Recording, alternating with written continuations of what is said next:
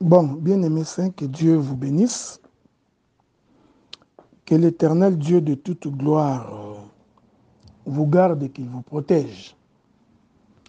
C'est votre frère, le docteur Adélard, ministre de la parole. Donc, je salue tous les bien-aimés ministres de la parole qui sont dans ce groupe. Je salue également tous les frères et toutes les sœurs. Nous allons commencer notre enseignement sur les ministères prophétiques, les dons des prophéties, l'exercice et contours. Mais je voudrais quand même dire en guise d'introduction, vous encourager à pouvoir partager ces audios, au besoin à pouvoir inviter les frères, les sœurs à nous rejoindre dans ces groupes pour qu'ensemble nous continuions à partager la parole. Les gens sont habitués à des polémiques, les gens sont habitués à la recherche de leur propre gloire, les gens font circuler facilement les informations qui, de fois, n'apportent pas la paix. Ils sont capables de les faire circuler aussi facilement. Mais les gens partagent difficilement lorsque nous parlons des Écritures. Alors, je voudrais vous encourager à partager les Écritures, à partager la parole de Dieu, parce que c'est là la chose la plus importante. OK? C'est là la chose la plus importante. Et je crois que cela est salutaire pour notre vie et pour notre existence. Alors, j'ai pris le Saint-Esprit qui nous guide, que le Saint-Esprit nous dirige. Parce que je vais vous dire honnêtement, je ne sais pas par où commencer, mais je fais confiance en Dieu, que l'Éternel nous conduira et que l'Éternel nous dirigera. L'Éternel dirigera nos pas afin que nous puissions marcher selon sa volonté. Alors, qu'est-ce que c'est la prophétie? Qu'est-ce que c'est la prophétie? Nous allons d'abord rechercher cette définition de ce qu'on appelle la prophétie. Ensuite, nous allons voir à la lumière des Écritures comment le Seigneur définit la prophétie. Par la prophétie, généralement, c'est une prédiction. Lorsque nous parlons de la prophétie, il s'agit beaucoup plus de ce qui va arriver. On considère la prophétie comme étant l'ensemble des événements, l'ensemble des situations qui ne sont pas encore visibles maintenant, mais qui pourront s'accomplir dans les temps. Alors, pour bien saisir cette pensée-là de la prophétie, je voudrais donc d'abord rentrer dans la création. Nous sommes dans les livres de Genèse, chapitre 1er. Genèse, chapitre 1er. La Bible dit, à partir du premier verset, qu'au commencement, Dieu créa les cieux et la terre. Le prophète Moïse nous fait comprendre qu'il y a eu un commencement. Ici, je voudrais expliquer la notion de la prophétie, ok? Ensuite, j'entrerai dans ce qu'on appelle les ministères prophétiques, les dons de prophétie, au fur et à mesure que nous allons avancer. Il est possible que nous prenions 2 semaines, mais nous espérons que le Seigneur nous conduira. Alors, le prophète Moïse nous fait comprendre qu'au commencement, Dieu créa. C'est-à-dire qu'avant le commencement, qu'est-ce qu'il y avait? Il n'y avait rien. Parce que pour qu'une chose commence, il y a la partie qui précède le commencement. Et cette partie qui précède le commencement, c'est le néant. Alors parlons le langage des Écritures, c'est que ce qui est avant le commencement, c'est l'éternité. Donc, quand le prophète Moïse dit qu'au commencement, Dieu créa les cieux et la terre, cette assertion-là, cette allocution-là, c'est toute une prophétie. Pourquoi j'ai dit que c'est toute une prophétie? C'est tout simplement parce que quand la Bible dit qu'au commencement, Dieu créa les cieux et la terre, ce bout d'écriture ne nous dit pas exactement qu'est-ce que Dieu a créé dans les cieux, qu'est-ce que Dieu a créé dans la terre. Parce que les cieux n'est pas un contenu ou n'est pas un contenant vide. Voyez-vous, les cieux, c'est tout un ensemble des éléments qui rentrent dans la création. De la même manière, quand on parle de la terre n'est pas vide dans la prophétie. Donc, quand on parle de la terre, il y a tout un contenu dans ce qu'on appelle la terre. Ainsi, la prophétie se comprendra comme étant la manifestation de tout ce qui se trouve dans les cieux. Et cette manifestation se fera dans le temps. Et la manifestation de tout ce qui se trouve dans la terre. Et cette manifestation va être visible dans les temps.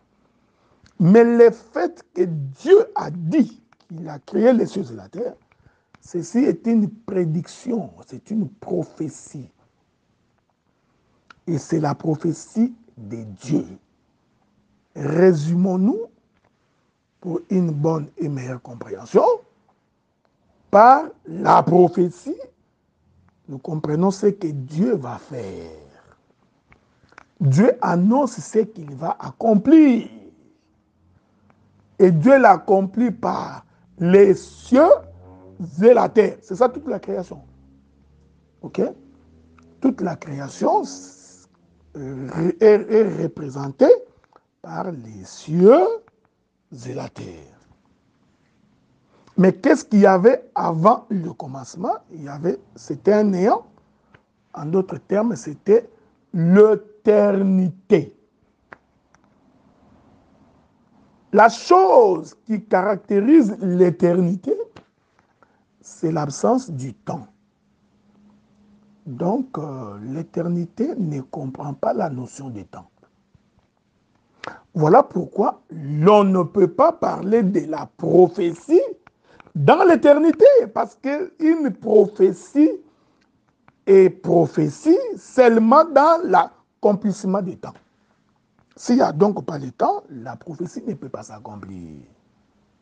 Que la paix de Dieu soit avec vous. Que Dieu vous bénisse. Je réponds, donc ce qu'il y avait avant le commencement, c'est l'éternité. Donc, Dieu était, je préfère ne pas dire Dieu, l'éternel était dans l'éternité. Vous voyez que la notion de l'éternité dépasse l'entendement de l'homme. La notion de l'éternité dépasse la compréhension de l'homme. C'est quelque chose qui n'a ni commencement, ni fin de jour. C'est ça l'éternité. Donc, nous comprenons par là que lorsque le frère Paul nous présente Melchisedec, en réalité, Paul nous présente la notion de l'éternité. Il nous présente la notion de l'éternel. Je vais lire cette écriture-là pour vous. Ça va nous permettre de pouvoir avancer calmement. Je suis dans les livres des Hébreux.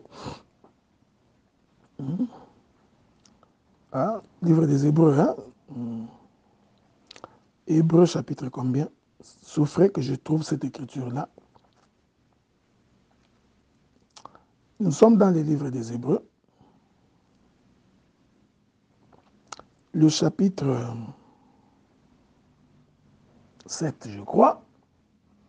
Nous allons courir très vite pour aller trouver cette écriture. Voilà. Hébreux chapitre 7. La Bible dit, En effet, premier verset, en effet, c'est Melchisedec, roi de Salem, sacrificateur du Dieu Très-Haut, qui alla au-devant d'Abraham lorsqu'il revenait de la défaite du roi, qui le bénit, et à qui Abraham donna la dîme de tout, qui est d'abord roi de justice, d'après la signification de son nom, ensuite roi de Salem, c'est-à-dire roi de paix, qui est sans père, sans mère, sans généalogie, qui n'a ni commencement ni fin de vie, mais qui est rendu semblable au Fils de Dieu. Ce Melchisedec demeure sacrificateur à perpétuité.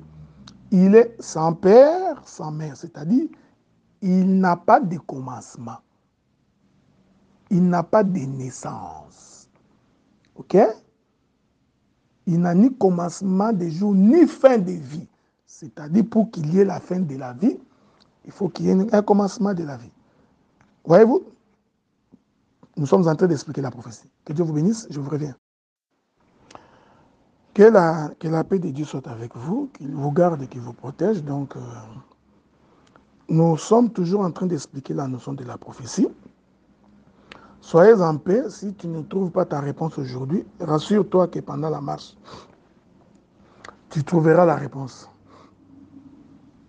Donc, nous comprenons que le simple fait que Dieu entre dans le temps, la prophétie commence. Donc, par la prophétie, nous comprenons que c'est la manifestation de tout ce que Dieu va donc annoncer. C'est pourquoi je vous ai dit que ce n'est pas pour rien que le prophète Moïse va dire qu'au commencement, Dieu créa les cieux et la terre. Or, vous savez que lorsque nous parlons des cieux, nous sommes en train de parler de toutes les créatures célestes. Mais avez-vous remarqué que Moïse, quand il les présente, il ne donne pas le détail de ce que contient ou de ce que pourrait contenir les cieux. Il dit tout simplement, l'Éternel créa les cieux et la terre. Mais les cieux, c'est toute une maison. Voyez-vous, les cieux, en soi, constituent tout un tabernacle. C'est dans les cieux que nous trouverons les étoiles, que nous trouverons la lune et le soleil. C'est dans les cieux que nous trouverons les anges. Nous donnerons des écritures. C'est dans les cieux que nous trouverons les nuages. Les éclairs, c'est dans les cieux. Les principautés et les dominations sont également dans les cieux. OK? C'est très important ce que j'ai dit. C'est pourquoi je voudrais lire une écriture. Je crois que c'est le frère Paul qui nous en parle. Paul dit ceci. Je suis dans 1 Corinthiens, le chapitre 15, verset 40. Il dit, il y a aussi des corps célestes et des corps terrestres. Mais autre est l'éclat d'un corps céleste, autre est celui des corps terrestres. Je vais vous ajouter d'autres écritures. Il dit aussi, nous gémissons, je suis dans 2 Corinthiens chapitre 5, le verset 2. Aussi, nous gémissons dans cette tente, désirant revêtir notre domicile céleste. Au commencement, Dieu créa les cieux et la terre. Nous comprenons que dans les cieux, il y a des domiciles. OK? Je vous ajoute des écritures pour que nous marchions en paix. Éphésiens chapitre 1er, le verset 2. Il est écrit, béni soit Dieu, le Père de notre Seigneur Jésus-Christ, qui nous a bénis de toutes sortes de bénédictions spirituelles dans les lieux célestes en Christ. Donc, le frère Paul confirme que dans les cieux, il y a toutes sortes de bénédictions spirituelles. Donc, les cieux renferment tout ce qui est esprit. Mais regardez, je suis en train d'expliquer la prophétie. Hein? Mais quand Moïse dit qu'au commencement, Dieu créa les cieux et la terre, Moïse n'a pas dit qu'est-ce qui est dans les cieux. En d'autres termes, ceci est une prophétie parce que nous verrons plus tard la manifestation de tout ce qui se trouve dans les cieux. La prophétie est donc une prédiction des choses à venir. Faites attention. Faites attention. Parce qu'ici, il s'agit de la prophétie de Dieu. C'est-à-dire de tout ce que Dieu dit. Donc, en d'autres termes, tout ce que Dieu dit est une prophétie.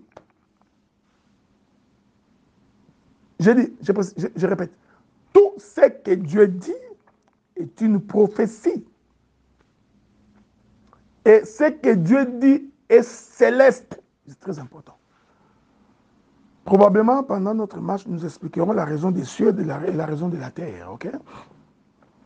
Parce que la terre est le lieu de la manifestation du céleste. Okay? La terre est donc le corps du ciel. Bon, ça, on va l'expliquer au fur et à mesure que nous allons marcher. Il faudrait donc faire attention. D'abord, donc, et cette prophétie ici, que j'appelle la prophétie de Dieu, ne concerne que ce que Dieu va faire, ce que Dieu va réaliser. Ok? Nous sommes toujours dans les livres d'Éphésiens.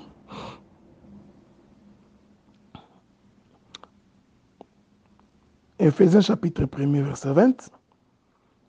Il a déployé en Christ, en les ressuscitant des morts, en les faisant asseoir à sa droite dans les lieux célestes. Ah, donc les cieux constituent un trône. Voyez-vous, frère, hein? Donc c'est très important ce que j'ai dit.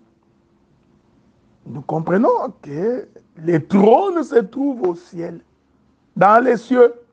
Au commencement, Dieu créa les cieux et la terre. Je suis toujours en train d'expliquer les cieux. Pour expliquer la notion de la prophétie.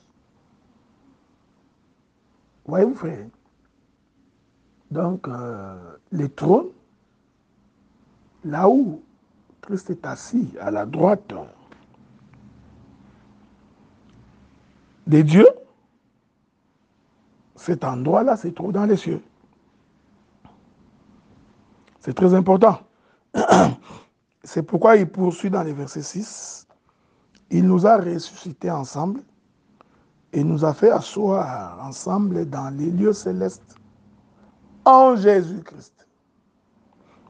Donc, le lieu de s'asseoir n'est pas sur la terre. C'est pourquoi Abraham était considéré pèlerin sur la terre, quoique Dieu lui a fait la promesse de Canaan, qui en fait était une terre physique, une demeure physique.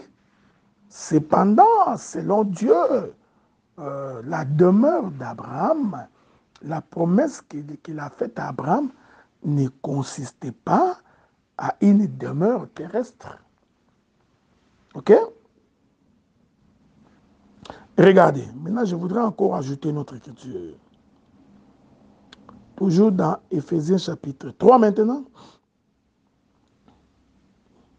Éphésiens chapitre 3. Je voudrais prendre le verset 10. Afin que les dominations, les autorités dans les lieux célestes, pas sur la terre, afin que les dominations, les autorités dans les lieux célestes connaissent aujourd'hui par l'Église la sagesse infiniment variée de Dieu. Dans les cieux, il y a aussi les dominations et les autorités. Voilà pourquoi quand on est un homme de Dieu, il faut être un homme spirituel. Il faut que l'on soit capable de maîtriser les cieux. Et cette chose n'est possible que quand on est un homme ou une femme de prière. Je vais finir par Éphésiens chapitre 6, verset 12. Car nous n'avons pas à lutter contre la chair et le sang, mais contre les dominations, contre les autorités, contre les princes de ce monde, des ténèbres, contre les esprits méchants dans les lieux célestes. J'espère que cela vous parvienne, hein? Que ces choses vous arrivent. Donc, la prophétie de Dieu, c'est annoncer les choses qui vont arriver. La prophétie de Dieu, je vais le dire en d'autres termes, c'est quitter l'éternité vers le temps. Avez-vous remarqué?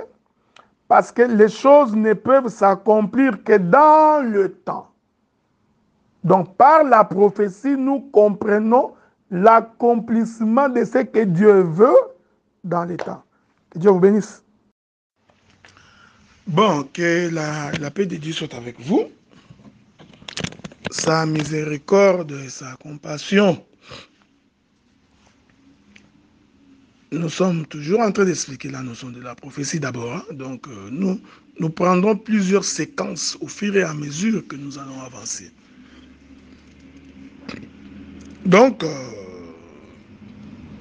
vous saisissez que toute la création est une prophétie. Donc, la prophétie selon Dieu comprend d'abord par c'est sa volonté. Parce que la création est donc la volonté du Créateur. Hein? Tout ce qui se trouve sur la terre et dans les cieux sont l'expression ou l'émanation de l'expression de Dieu. Ainsi, toute la création se comprend comme étant la prophétie. Et j'ai dit que la prophétie, c'est justement annoncer les choses à venir. Écoutez-moi bien, écoutez-moi attentivement. Il s'agit d'une annonce qui concerne les choses que Dieu va faire. Les choses que Dieu va réaliser. Or, ce que Dieu fait, c'est la création. Ok? C'est très important. Donc, nous pouvons ainsi dire que toute la création est une prophétie. C'est comme ça que nous disons de Moïse qu'il est un prophète. Parce que c'est Moïse qui nous raconte la création. Cependant, la création, c'est la prophétie de Dieu. Et Dieu va donc passer au travers du prophète, c'est-à-dire du prophète Moïse, pour annoncer les choses qu'il va accomplir. Que Dieu vous bénisse. Ok? C'est pourquoi il est écrit, donc je voudrais lire une autre écriture. Vous ne pouvez pas vous fatiguer des écritures, parce que c'est cela qui fait notre force, hein? Les écritures. Je voudrais prendre une autre écriture. Je suis dans les livres des Hébreux.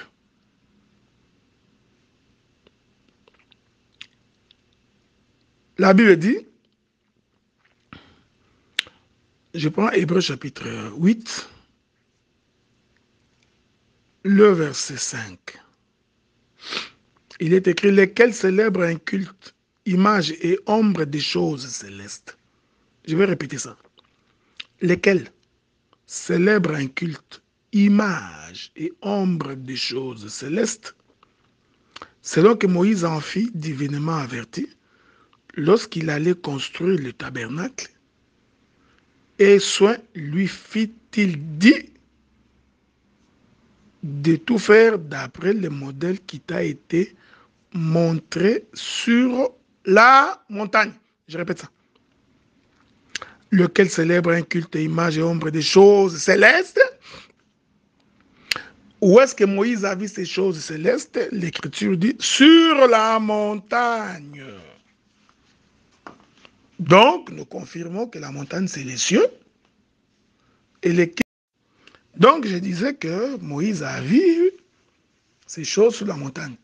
Ainsi, quand vous observez ces textes avec un œil acuité, vous vous rendrez vite compte que la montagne, selon cette écriture, c'est les cieux ou c'est le ciel.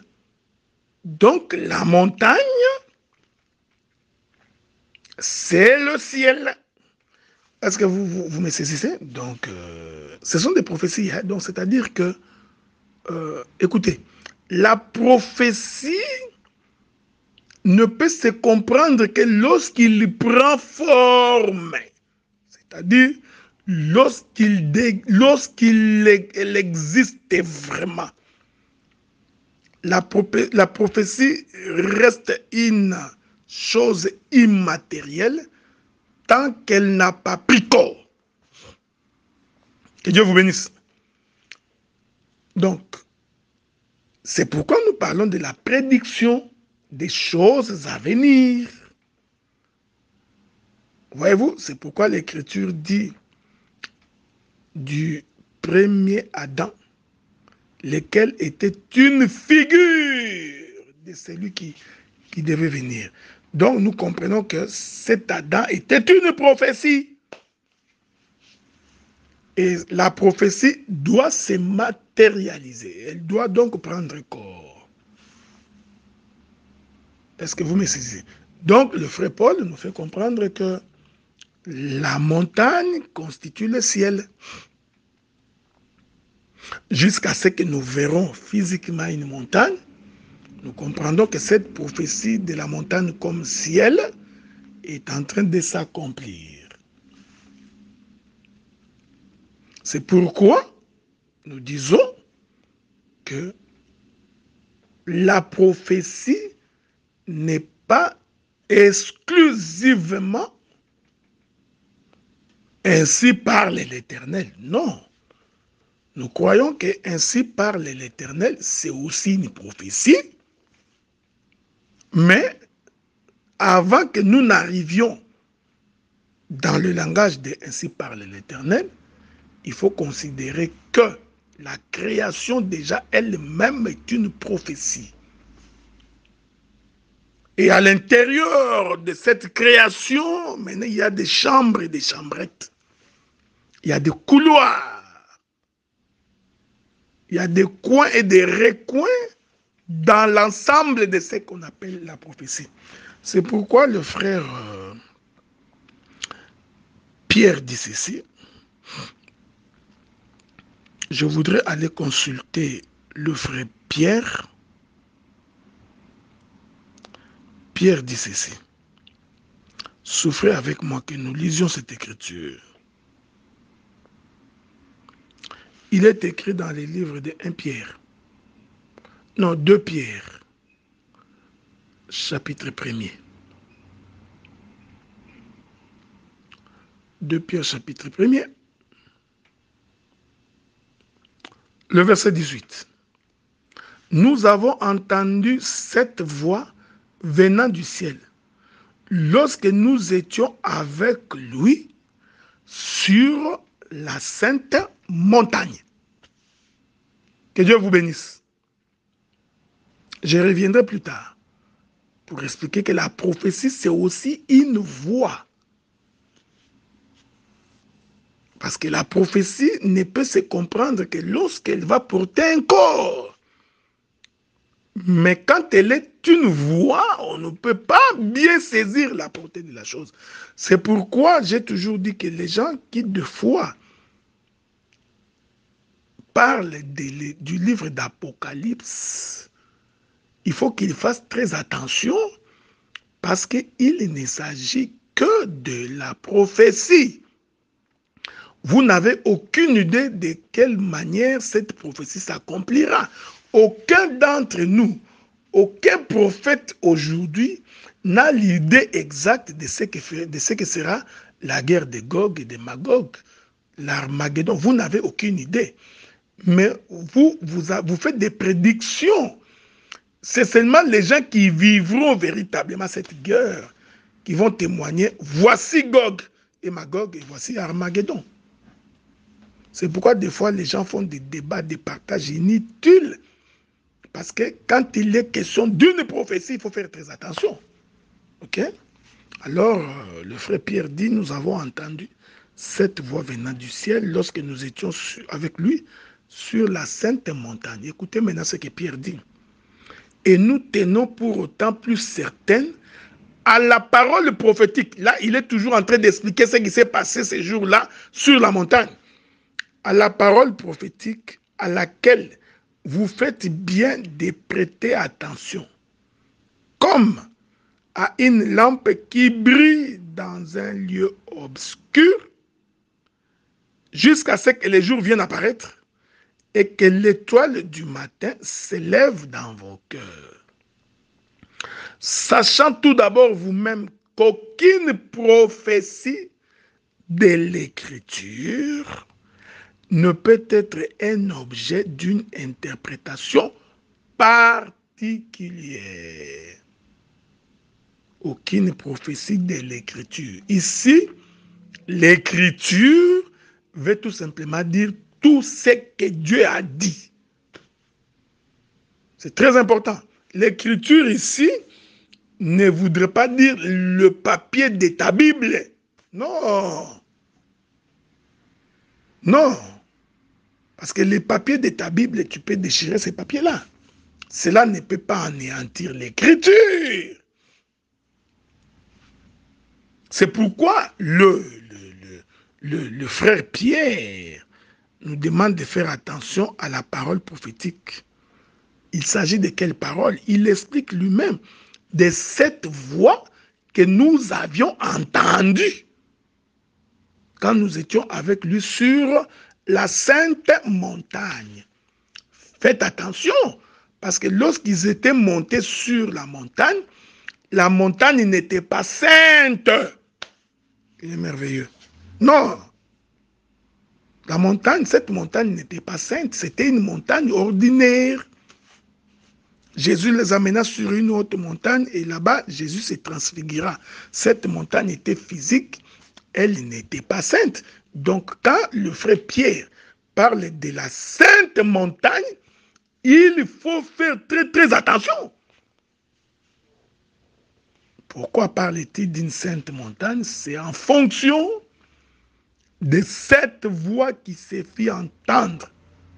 Et cette voix-là va les ramener sur le Fils. Ok? Que la paix de Dieu soit avec vous. Qu'il me soit permis d'avancer un tout petit peu. Alors,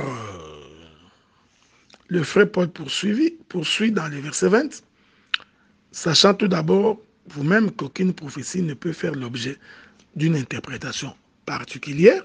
Le frère Paul va maintenant préciser, le frère Pierre, pardon, il va préciser qu'est-ce que c'est une interprétation particulière. Ce n'est pas de la magie, c'est facile à comprendre. Qu'est-ce que Pierre entend par une interprétation particulière? Il a dit lui-même, il dit, ce n'est pas par une volonté d'homme qu'une prophétie a jamais été apportée, mais c'est poussé par le Saint-Esprit que les hommes ont parlé de la part de Dieu. Voilà. Donc, lorsqu'une prophétie donne l'impression qu'il s'agit d'un homme, Pierre dit que c'est une interprétation particulière. Le prophète Élisée monte sur le corps d'un enfant.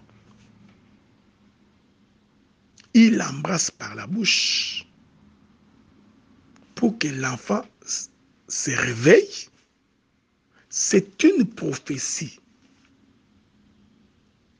poussée par le Saint-Esprit. Et cela ne peut pas faire l'objet d'une interprétation particulière.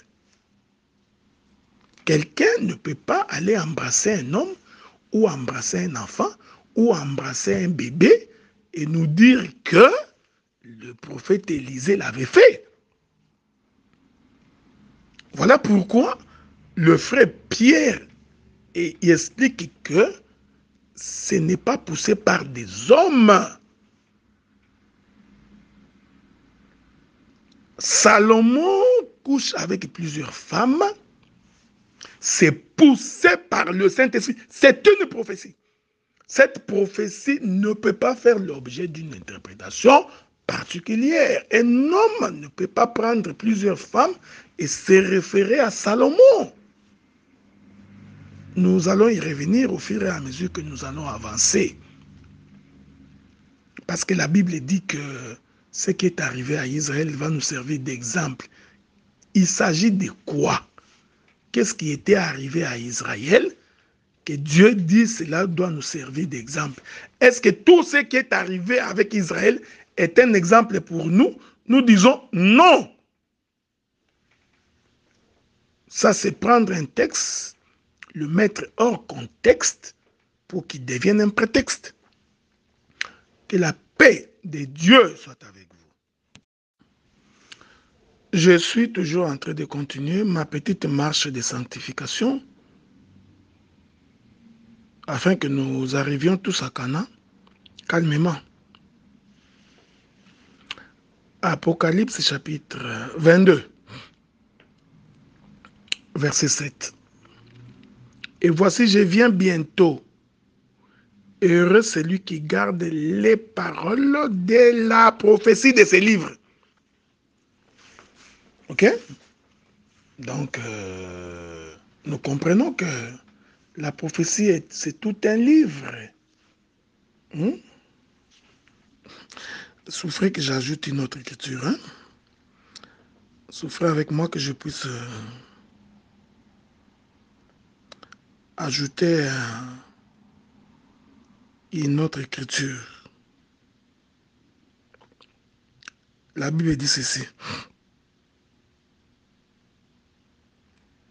Regardez.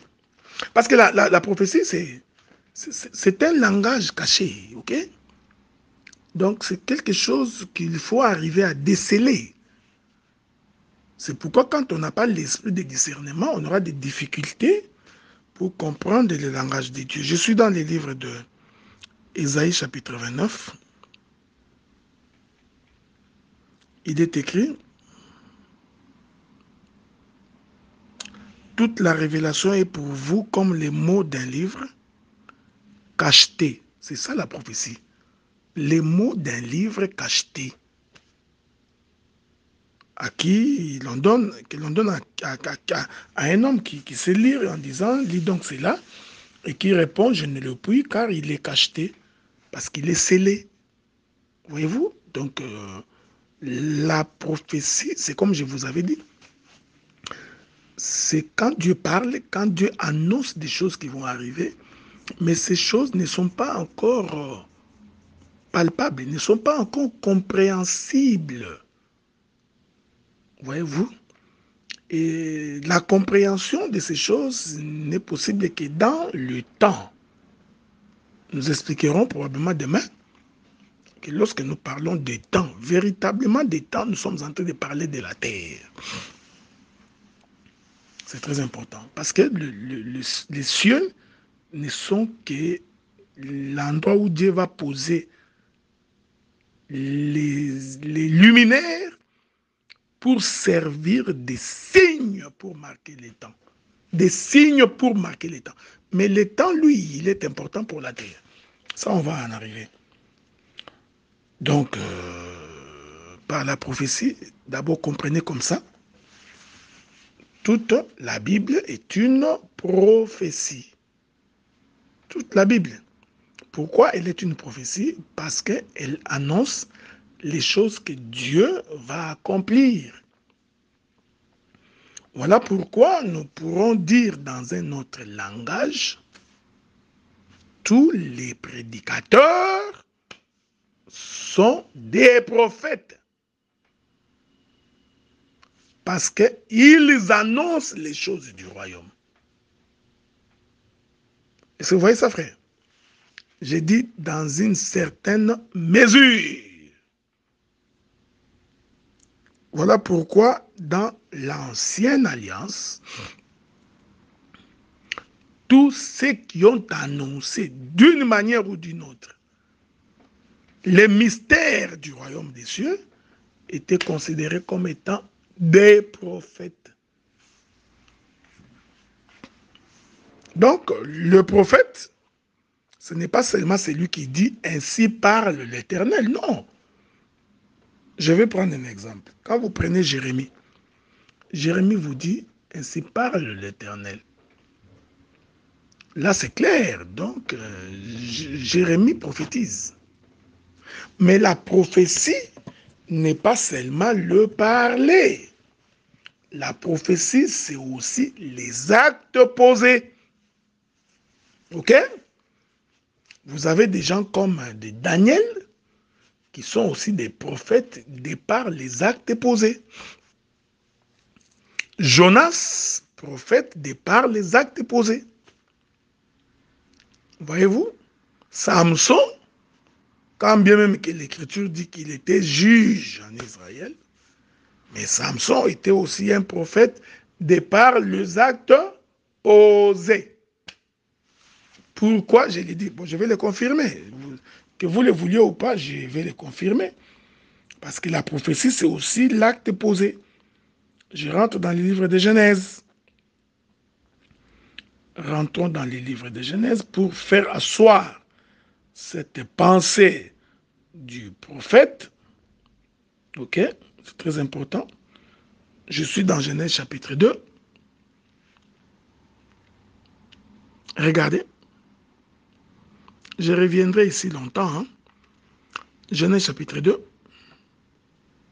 Le verset 7. L'Éternel Dieu forma l'homme de la poussière de la terre. Il souffla dans ses narines un souffle de vie. Et l'homme devint un être vivant. Ici, le Seigneur était en train de poser un acte. Quel était l'acte? C'était l'acte de la formation de l'homme. Cet acte-là, c'est toute une prophétie. Est-ce que vous comprenez? Cet acte-là, c'est toute une prophétie. Or, vous allez remarquer que cette création de l'homme, c'est les cieux et la terre. Au commencement, Dieu créa les cieux et la terre. Ok? Cependant, le chapitre 2, le verset 7, nous explique que Dieu est en train de former l'homme. Mais regardez de quelle manière Dieu forme l'homme. Il forme l'homme en rassemblant les cieux et la terre. Dieu a donc pris la poussière de la terre, c'est la terre, mais le verset 6 nous dit, une vapeur s'éleva de la terre et arrosa la surface du sol. Donc la pluie était tombée. Parce que la vapeur, c'est une pluie qui s'est élevée. Il s'est élevé de la terre pour aller au ciel et descendre. Donc cette vapeur qui descend, c'est le ciel. Et la poussière, c'est la terre. Il les met en contact et il forme l'homme Adam. L'homme Adam est à la fois ciel et terre. Dans la suite des temps, nous expliquerons beaucoup de choses. C'est pourquoi l'Écriture dit, en réalité, dans l'homme, c'est l'esprit. Or, l'esprit est céleste. L'homme, lui, sa chair est terrestre. Voyez-vous, frère, au commencement, Dieu créa les cieux et la terre, c'est-à-dire c'était tout un homme que Dieu créait. Pour dire que l'homme serait un rassemblement du ciel et de la terre. C'est pourquoi le jour où le Seigneur Jésus-Christ est venu pour se faire baptiser, quand Jésus sort des eaux, c'était la terre, et le ciel va s'ouvrir, le Saint-Esprit descendant sous forme d'une colombe, va descendre sur cet homme, et une voix se fit entendre. Donc, c'est le ciel et la terre rassemblés. Que la paix de Dieu soit avec vous. Tout ça, c'est la prophétie, frère. Ce que je voudrais que tu retiennes d'abord pour aujourd'hui, parce que nous danserons de plusieurs manières pendant cette marche. Nous allons raccommoder les tissus pour que vous portiez l'habit correctement. Donc, la prophétie, c'est ce que Dieu annonce et ce qui va s'accomplir dans le temps. Mais n'oubliez pas que la prophétie peut avoir plusieurs accomplissements, ok? Ça, il ne faut pas oublier ça. C'est de façon générale. Donc, vous voyez ainsi, toute la Bible est une prophétie. Donc, de Genèse en Apocalypse, toute la Bible est une prophétie. Hein, je voudrais ajouter une autre écriture. Hein. Nous avions lu avec vous Apocalypse 22. Hein. Je voudrais un peu rentrer là-bas. Apocalypse 22. Il est écrit. Et voici, je viens bientôt. Heureux celui qui garde les paroles de la prophétie de ces livres. Ok? Or, les livres ici, c'est la parole. Donc, toute la parole de Dieu est une prophétie. C'est un livre des prophéties. Vous comprenez pourquoi nous disons que tu ne peux pas aller étudier Dieu dans une école terrestre. C'est impossible. Je ne suis pas contre la théologie, et peut-être pour votre connaissance, mais je ne pense pas que la prophétie, non, la théologie va t'aider à imprégner Dieu véritablement, parce que Dieu, il annonce des choses qui dépassent l'entendement humain. Et les paroles du livre constituent donc la prophétie de Dieu.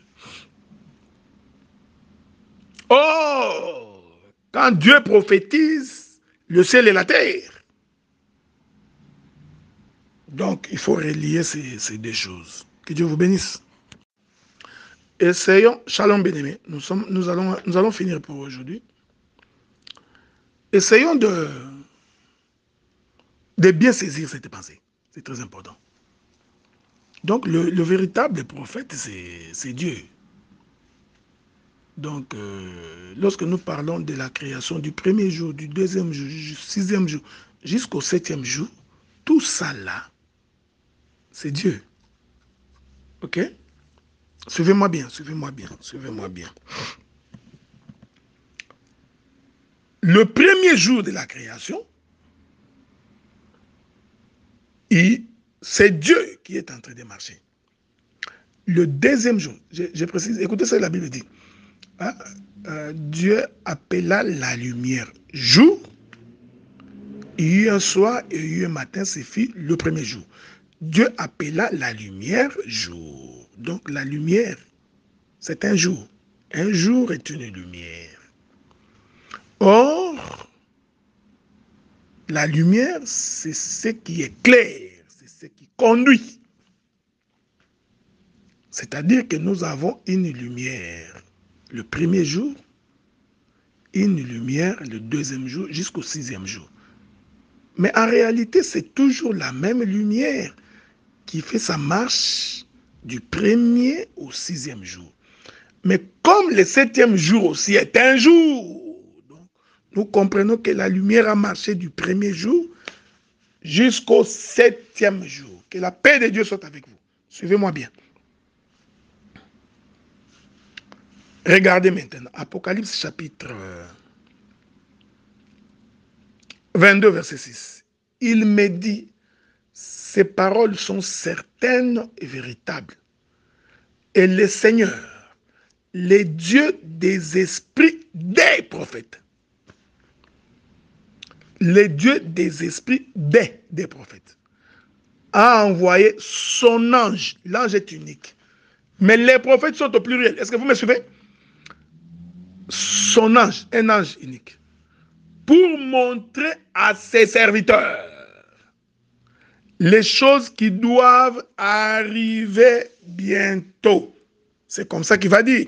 Voici, je viens bientôt, heureux celui qui garde les paroles de la prophétie de ces livres. Avez-vous remarqué qu'il n'y a qu'un seul ange, mais lequel ange est envoyé aux serviteurs? Regardez, c'est comme ça que beaucoup de gens ont très mal compris les livres d'Apocalypse. Je rentre dans les livres d'Apocalypse. J'y étais, mais je suis en train d'aller chercher quelque chose. Souffrez avec moi. Ok? Il faut que je trouve cette écriture-là parce que c'est très important. Nous sommes dans les livres d'Apocalypse. Le chapitre 1er, le premier verset. Révélation de Jésus-Christ que Dieu lui a donné pour montrer à ses serviteurs. Vous voyez, l'ange ici, c'est le Seigneur Jésus-Christ. Révélation de Jésus-Christ que Dieu lui a donné pour montrer à ses serviteurs les choses qui doivent arriver bientôt et qu'il a fait connaître par l'envoi de son ange à son serviteur Jean. Voyez-vous? Maintenant, regardez, frère, je continue avec vous la lecture. Je continue la lecture avec vous. Lequel a attesté la parole de Dieu et le témoignage de Jésus-Christ, tout ce qu'il a vu. Heureux celui qui lit et ceux qui entendent les paroles de la prophétie, qui gardent les sceaux qui y sont écrites, car le temps est proche. Jean, aux 7 églises qui sont en Asie, par la grâce et la paix, vous soit donné de la part de celui qui est, qui était et qui vient, et de la part de cet esprit qui sont devant son trône. Il faut faire très attention. Il ne faut pas croire qu'il y a 1, 2, 3, 4, 5, 6, 7 esprits. Non, ça c'est une compréhension erronée de l'écriture. Avez-vous remarqué cela?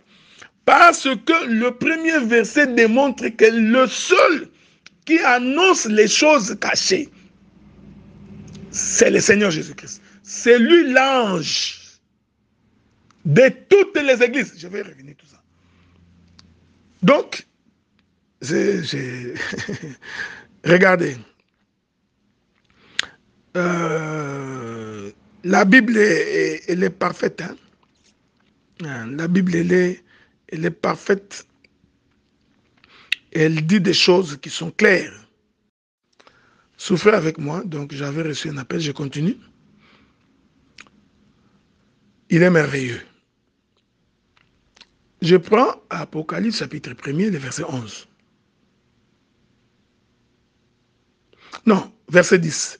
Je fus ravi en esprit au jour du Seigneur. J'entendis derrière moi d'une voix forte comme les sons d'une trompette qui disait, celui que tu vois, écris-les dans un livre. Envoie-les aux 7 églises à Éphèse, à Smyrne, Pergame, à Thyatire, à Sardès, à Philadelphie et à Laodicée.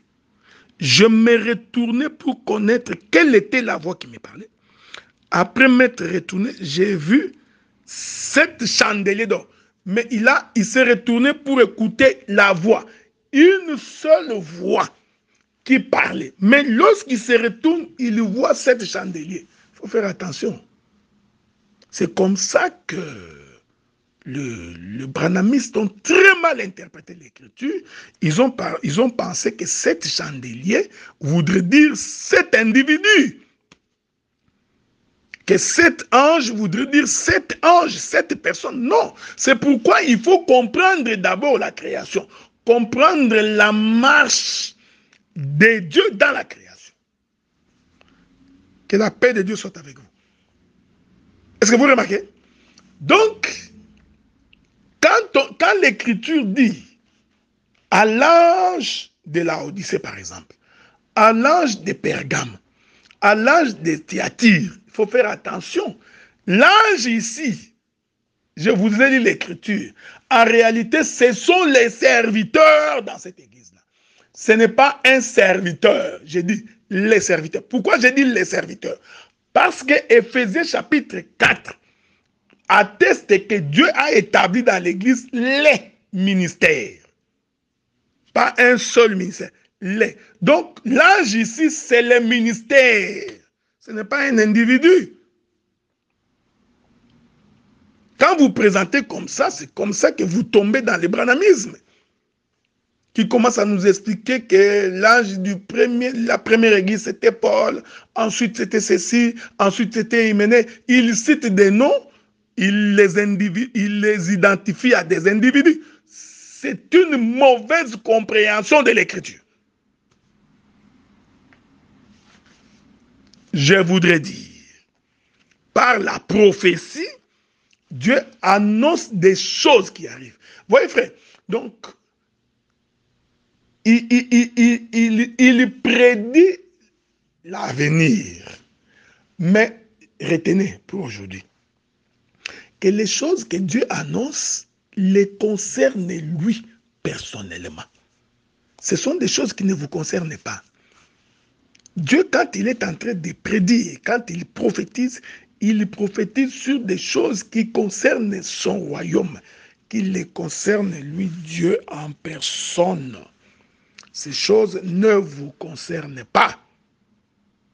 En premier, je voulais donc dire pour aujourd'hui que par la prophétie, il faut d'abord comprendre toute la Bible. Toute la Bible est une prophétie. Mais nous allons maintenant, probablement demain ou après-demain, subdiviser comment cette prophétie va s'étaler dans les temps. Ok? C'est très important. J'aurais voulu lire une écriture.